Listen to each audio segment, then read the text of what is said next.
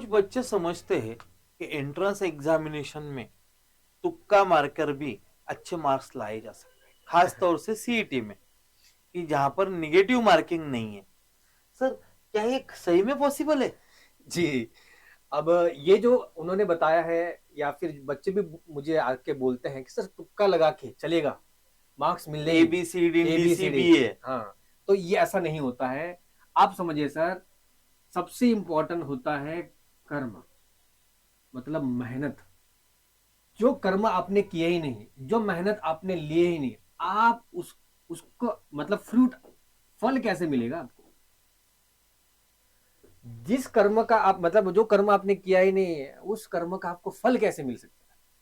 मतलब जिसने मेहनत ही नहीं ली, 2 साल मेहनत ली नहीं, वो केवल तुक्के पे कैसे पास हो सकता है?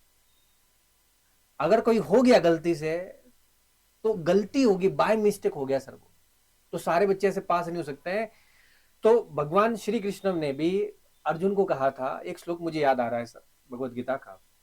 वो कहता है, भगवान श्री कृष्ण कहते हैं, न मे पार्थास्ति कर्तव्यम त्रिषु लोकेषु किंचन, नान वाप्तम अवाप्तव्यम वर्त एव च कर्मणि। So Krishna says to Arjuna that nothing is there in this त्रिलोका that I can get. इस त्रिलोक में ऐसा कुछ भी नहीं है जिसे मैं प्राप्त करना चाहूं और प्राप्त ना कर सकूं। फिर भी मैं तुम्हारे सामने खड़ा हूं, कर्म कर रहा हूं पार्थ, कम कर्म कर रहा हूं, ये दिखा रहा हूं कि मुझे भी कर्म करना पड़ता है इस पृथ्वी लोक पर। तो अगर भगवान श्री कृष्ण को भी कर्म करना पड़ा, तो हम किस खेत की मूली हैं कि जो बिना कर्म करे फल को प्राप्त कर लेंगे? तो ये सब गलत धारणा है। अपने आप पे विश्वास रखो, अपनी मेहनत पे विश्वास रखो।